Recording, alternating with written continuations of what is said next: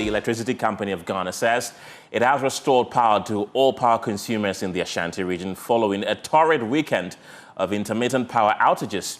The region over the weekend experienced a power glitch following a high-voltage cable fault that led to a blast at the Ridge substation, serving as a primary bulk supply point.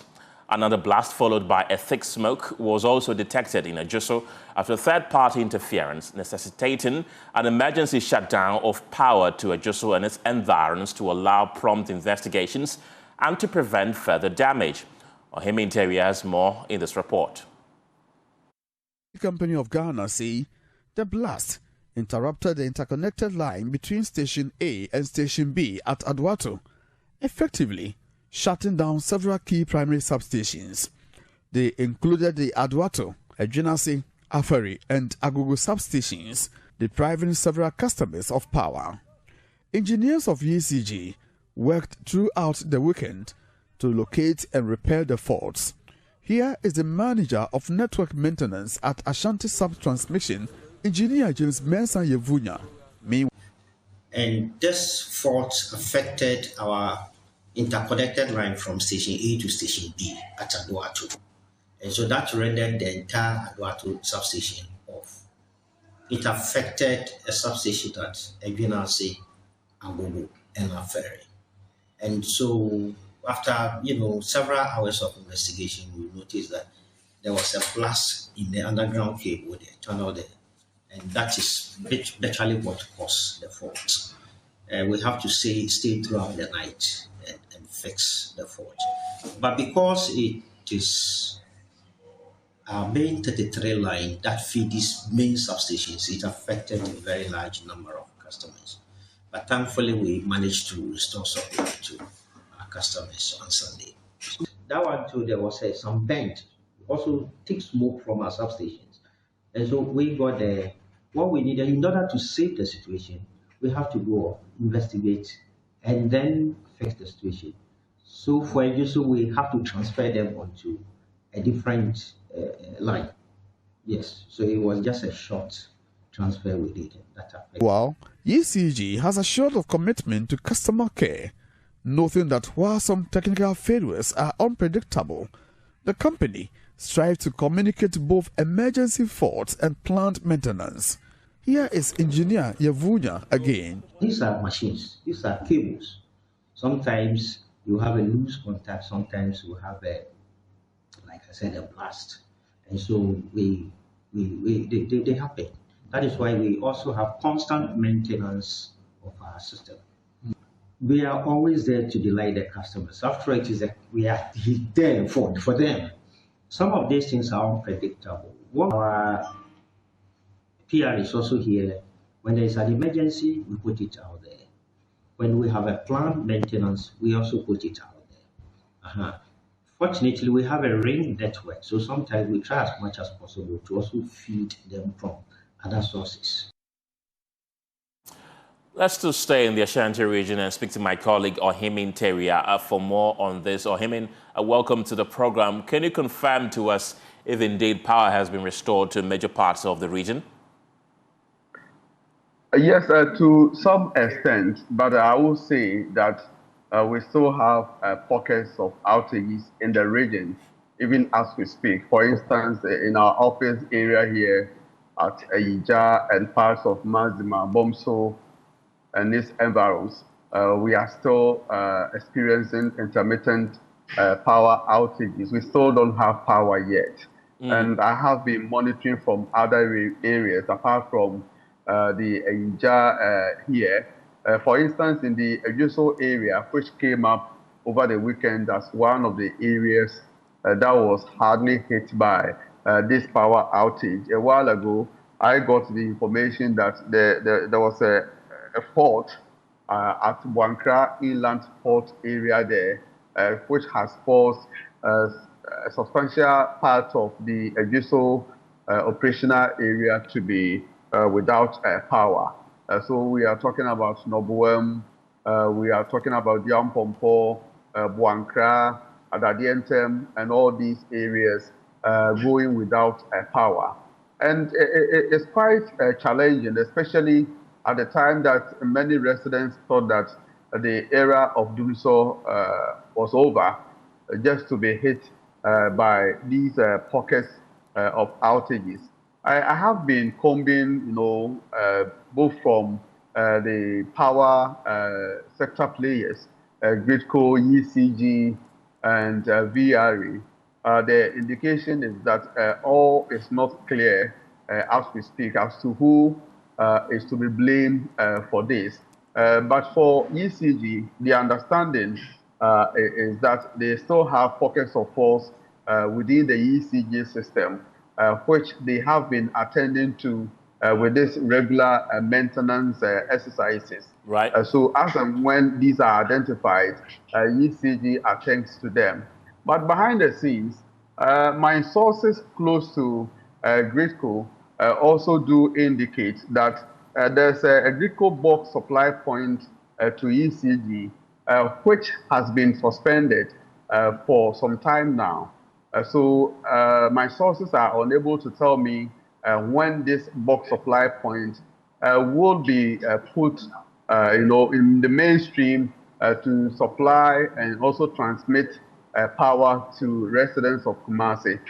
So it's a bit, quite dicey talking about when these outages could be resolved outrightly. But for ECG, the two main issues that came up, the blast at the range box station power box supply point, and that at Ejuso has been resolved. Right. But yes, still there are areas without power. Right, Ohimi Teria, thank you very much. Also joining me this afternoon is Benjamin Obinentry. He's the Public Relations Officer with the ECG as well. Thank you very much for your time this afternoon. We're told by my colleague Ohimi Teria that power has been restored. What have you identified as the cause of the fluctuations beyond what we already know? Do we have Benjamin on the line? If you can kindly unmute your microphone so we can hear you. Good afternoon. Good afternoon. Thank you very much, and a very good afternoon to our cherished viewers as well. Yes, as Ohimi indicated, over the weekend, the cause of the outage had to do with an explosion, more or less like a termination failure or a cable fault in a layman's term. So as we speak, yesterday around by 4 o'clock p.m., our sub-transmission cable team had done with the work and customers are experiencing stable power supply. But what happened today was that we had an outage on at our rig box supply point, this one towards the KTI substation. So that is why Ohimi said the Lab FM building, that's the one around the Eja extension, Bomsu Maxima, that enclave, they are off, including the Roma Hill, Amakum, that enclave. But as we speak, our cable team just informed that they are done with the repair work and very soon we'll be connecting the cable to the grid in no time as well. So that is what time should they expect power to be restored? Well, I think it's 4:09. They are done with the cable work. So let's say within the next 30 minutes, they will hang the cable and then very soon we'll start loading the cable and then we'll energize the line to ensure our customers get stable power supply as well. But beyond that, that is the major fault that we have within that enclave. But should there be any localized fault over there? Because we have instances where we have these third-party electricians tampering within our network, i.e. the transformer, they removing the fuse and then linking it with substandard materials as well. For that one, we always encourage our customers that you call us on the 0302-611-611. But all the major faults that occurred over the weekend and this morning, we have repaired them as we speak. There are concerns that Dumso is back in the Ashanti region. People say they are tired of the explanation that the electricity company of Ghana keeps giving anytime the light goes off. Is Dumso back in the Ashanti region? Well, in fact, forgive me, initially, once we started the conversation, what I want to say is that, last year when power was stable in Ashanti region, even beginning of the year when power was stable, we had our stakeholders, our customers commending us and even saying that power supply has been stable. So once we've had a challenge within the last 1 to 2 weeks, it's only fair that they come out saying that they want answers. But first of all, I want to apologize to them for what has happened over the weekend, the last few weeks. It's 1 to 2 weeks. We want to apologize to them. We are not explaining that we are defending what has happened. But we want them to know that it's not doomsor as you put out earlier, because no one will say doomsor. It has to do with the fact that there is a generation shortfall or another, but that is not what we're experiencing. In fact, as we speak, the Ashanti region is now one of the major generation hubs we have in the country as well in terms of generation. Just beginning this year, the Honorable Sector Minister, Honorable Dr. John Jinapo, came to the region to commission the first phase of the AXA plan. So as we speak, AXA is supplying the grid with 123 megawatts. Last when we said by April, they'll commission the phase 2, which means the entire 205 megawatts will be on the national grid as well. Senate is also expected to add some 230 megawatts to the national grid, together with the Ameri plant that is running already by VRA in the Ashanti region. So as we speak, we have a lot of redundancies and then excess capacity in the grid as well. So the idea that there is doomsor because of generation shortfall or load shedding, we want our customers to know is that there is nothing like that. Though we admit there are some pockets of outages which occurred over the weekend, which as we speak, we have resolved all the major outages that occurred. Right. Benjamin Obinentry is one of the public relations officers with the Electricity Company of Ghana in the Ashanti region. Let's head to Parliament now, where the minority in the House is accusing the acting Deputy Chief Executive of COCOBOD in charge of Finance and Administration, Ato Boateng, of a conflict of interest in the discharge of his duties. According to the group, COCOBOD is deliberately depriving the produce buying company of funds, while Mr. Boateng is allegedly diverting resources to keep Atlas Commodities afloat. Addressing the media in Parliament, the Member of Parliament for Old Tafo constituency, Vincent Ekowasefua, said the alleged conflict of interest situation is undermining the operations of PBC. Public records show that Mr. Boateng previously served as the Chief Executive Officer of Atlas Commodities Limited in 2018. And I have in my hands here a document from the Registrar General's Department that shows who has been the owner and the directors of the Atlas Commodities Limited. They are all here with me. There are documents that I also shared on my Facebook wall. Today, that same person occupies one of the most powerful financial and administrative offices within COCOBOD, the institution mandated under law to regulate cocoa buying companies. Under the Ghana Cocoa Board Act, COCOBOD is a regulator. It is not a competitor. You cannot be a referee and be a player at the same time. You cannot be a regulator and be a competitor at the same time. Article 284 of the 1992 Constitution clearly prohibits a public officer from placing himself in a position where his personal interest conflicts or is likely to conflict with his official duties. The standard or the threshold that has been established by the 1992 Constitution is very clear. There needs not be a wrongdoing, but the likelihood of you positioning yourself that ordinary bystanders can see through it and say. That's the MP for Old Tafo, Vincent Ekowasefua, who further called for a full criminal investigation into the matter. Cocoa farmers are sacrificing daily to sustain the economy. Regulatory leadership must not create even the appearance of benefiting from the same system they supervise. You cannot benefit from the same system that you yourself are supervising. You cannot create a system whereby you will deprive the state from operating to be able to earn margins, to be able to give to the state, so that the state can also pay its workers, and direct or indirectly siphon those monies into the pockets of an individual. Which individual is Mr. Ato Boateng?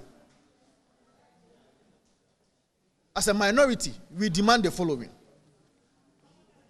We demand a full criminal investigation by the Office of the Special Prosecutor.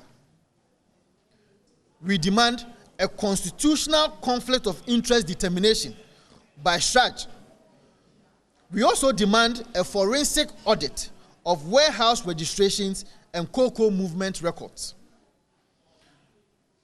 The minority is also demanding for a full disclosure from COCOBOD national security, and relevant authorities. We are also demanding that action in accordance with the law if wrongdoing is established. If there is no wrongdoing, investigation will clear the air. But if wrongdoing is confirmed, accountability must follow.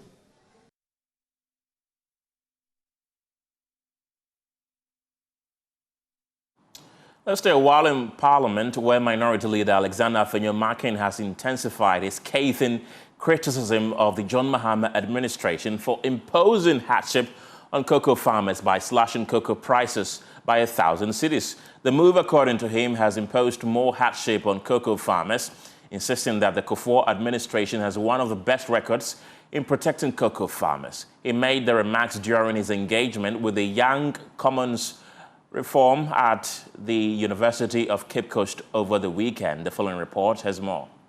The Minority Leader's engagement with the UCC chapter of the Young Commons Forum, a pro-NPP student group, is one of the series of similar engagement in tertiary campuses across the country. The program provided a platform to instill the values of the Dankwa Buzia Dombo ideology, extol the achievements of the Kufuor Akufo-Addo administrations, but to also take on key development challenges facing the country.